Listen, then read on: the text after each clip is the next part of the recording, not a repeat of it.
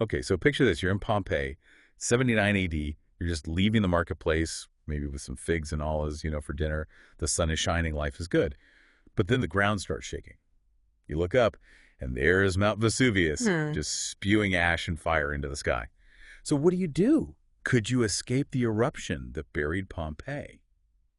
That's what we're going to try and figure out today as we take a deep dive into the historical accounts and the scientific research about this massive eruption. It's so interesting, because we always think of Pompeii as like a frozen moment in time. But if we focus on the eruption itself and all the choices people had to make, it reveals a much more dynamic and human story. Right, it becomes like choose your own adventure. Speaking of choices, our deep dive today Hmm. is going to use Pliny the Younger's firsthand account.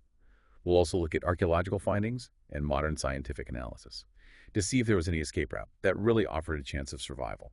And what's really interesting is that the source material right away kind of throws us a curveball. We've always learned that Pompeii was buried on August 24th, 79 AD, but there's new evidence that suggests it might have happened later, maybe even October or November. Oh, wow. So that changes things, right? I mean, it's not just the date on the calendar. We're talking about a whole different season. Yeah. How does that affect the eruption? Oh, it changes a lot. The prevailing winds in autumn, they would have blown inland and south, carrying all the ash and fumes in a totally different direction than we normally imagine, so fleeing south. Which seems like the logical choice, right? You want to get away from the volcano, but it might have actually been the most dangerous. Wait, so you're saying if you're in Pompeii and you see the volcano erupting to the north, your first instinct is to run south. But that would have been a death trap. Why is that? Well, think about it. Everyone would be heading south, so there would be a huge bottleneck at the city gates. The roads would be packed, with people, carts, animals, all trying to escape.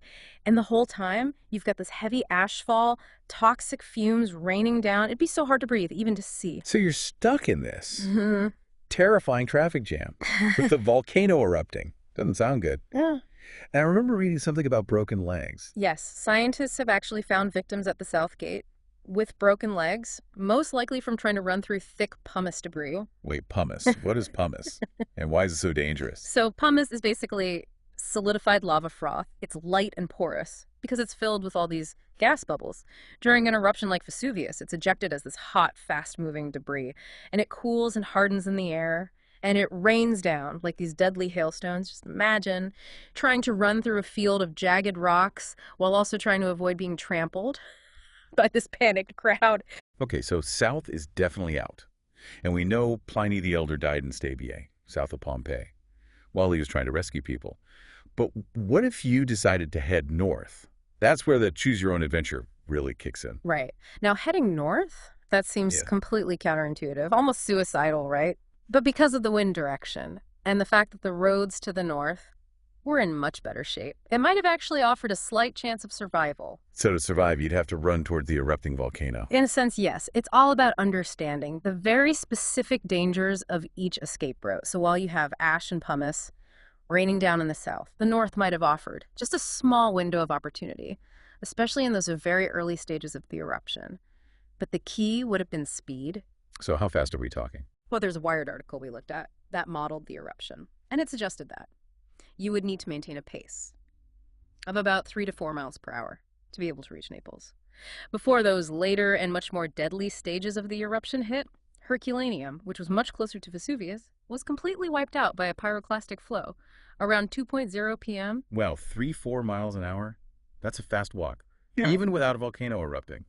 And what exactly is a pyroclastic flow? That sounds terrifying. they are terrified. Imagine the superheated avalanche of gas, ash, and volcanic debris moving at speeds of up to 450 miles per hour. It's not just an ash cloud, it's a searing wall of destruction that incinerates everything in its path. In Herculaneum, they even found a victim whose brain had been vitrified from the intense heat. Vitrified? Yeah, it means the brain tissue. It was basically turned to glass because of the extreme temperatures. That's how hot and fast these flows were.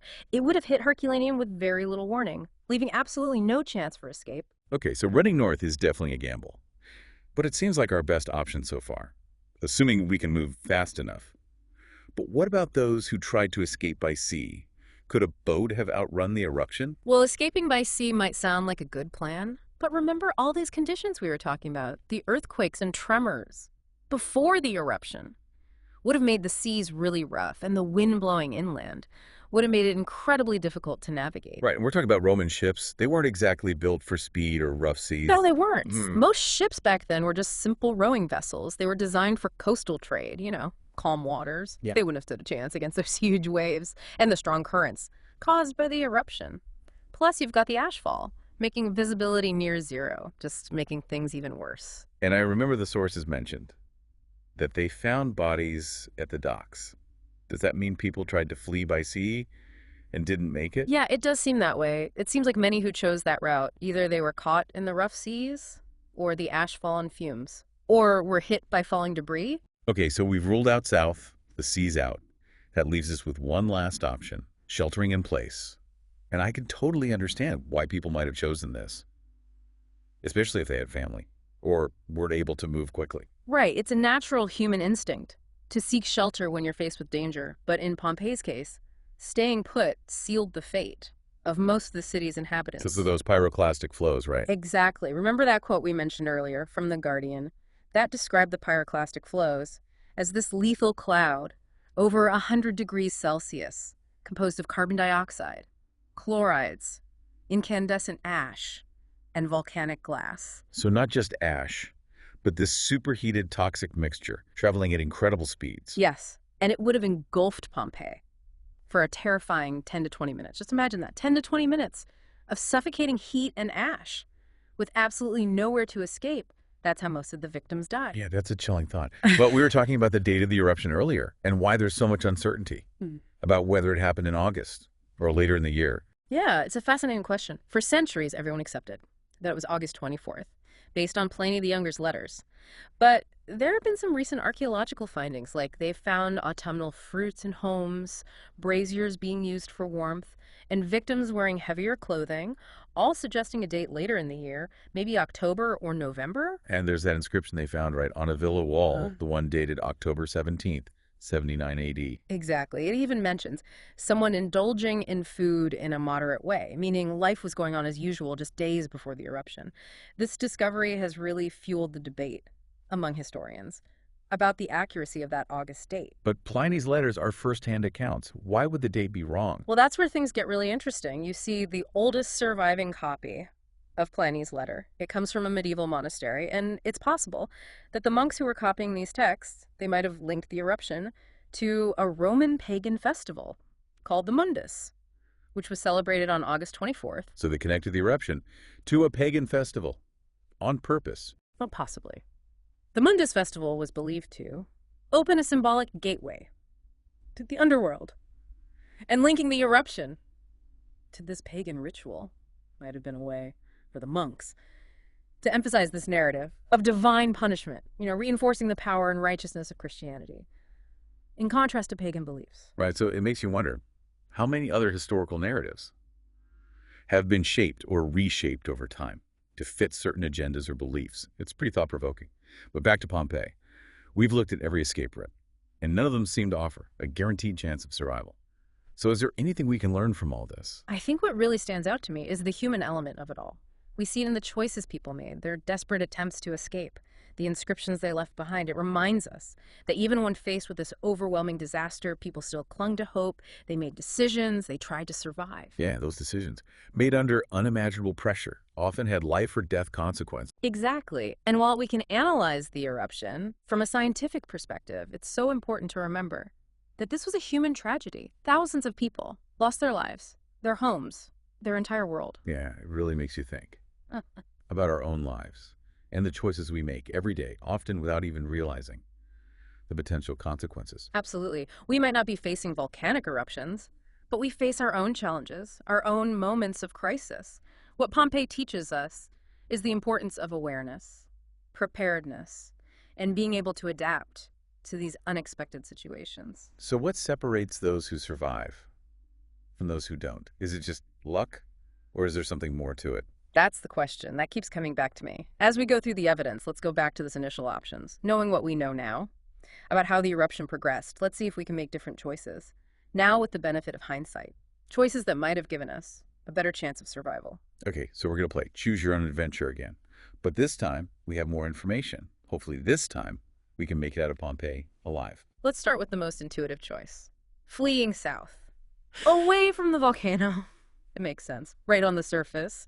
Get as far away from the danger as possible. Yeah, but now we know that that would lead us straight into that chaotic bottleneck at the south gate. With all that ash and pumice raining down, not a great way to start. Right. And remember Stabiae, the town south of Pompeii, where Pliny the Elder died. It proves that distance wasn't always a guarantee of safety. The pyroclastic flows and toxic fumes eventually reached there as well, showing that even those who thought they'd escaped weren't truly safe. Okay, so south is definitely out. What about escaping by sea? Surely a boat could outrun an eruption. Well, we talked about the limitations of Roman ships earlier. They just weren't designed for the kind of conditions caused by the eruption, Right. plus with the wind blowing inland. And the seas so rough, navigation would have been almost impossible. And the sources tell us that many who tried that route didn't make it very far. So sea escape is a no-go as well. So what about sheltering in place? I mean, it's natural to want to hunker down. When danger strikes, Right. But as we saw, in Pompeii's case, staying put proved fatal for most people. Those pyroclastic flows were just too powerful and widespread, engulfing the entire city and leaving no place to hide. so that leaves us with that counterintuitive option we were talking about earlier, heading north towards the erupting volcano. Yes, the option that seems to go against every survival instinct. But we know the wind was blowing south, so that might have given anyone heading north Yeah. a small window of opportunity. Exactly. And remember, those roads to the north were much better maintained, allowing for faster travel. But what about Herculaneum, the town just north of Pompeii? It was wiped out by a pyroclastic flow. It was, and that just shows how important timing was in this scenario. If you were going to head north, you had to move quickly, with the same urgency as someone outrunning an avalanche. So it's a desperate gamble, but it seems like our only chance. It is. And remember that speed estimate. From the Wired article, 3 to 4 miles per hour to reach Naples before the worst of the eruption hit.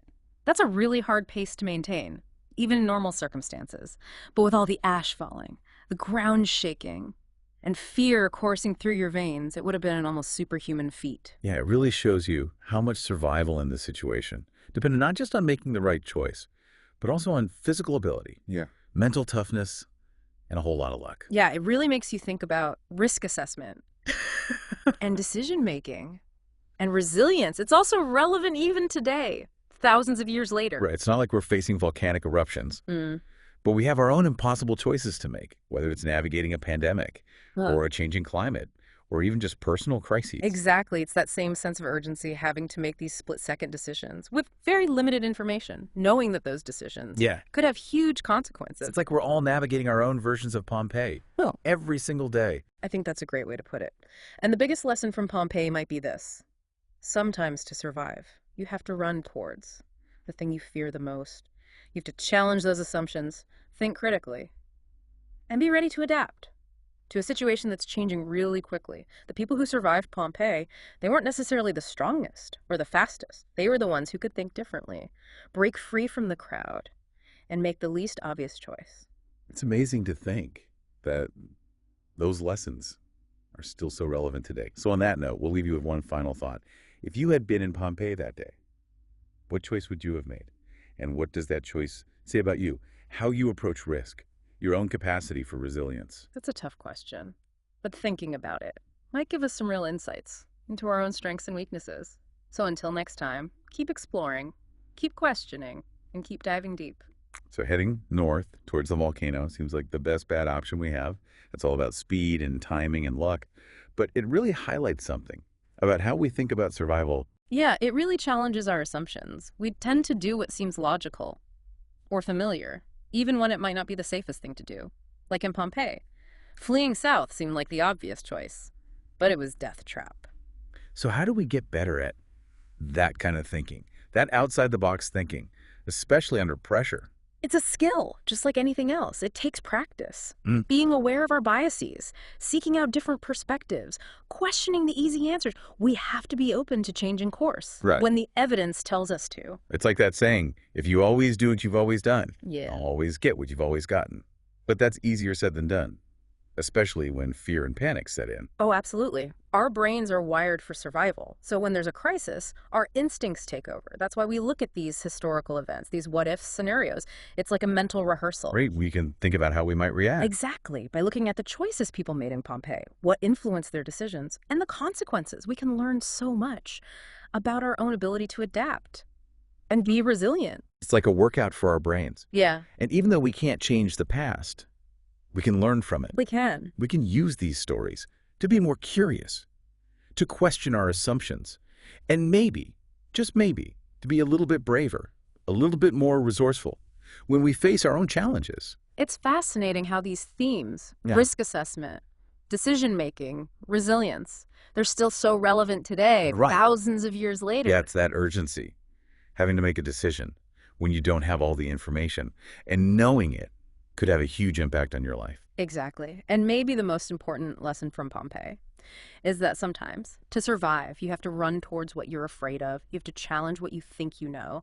Think for yourself and be ready to adapt when everything around you is changing.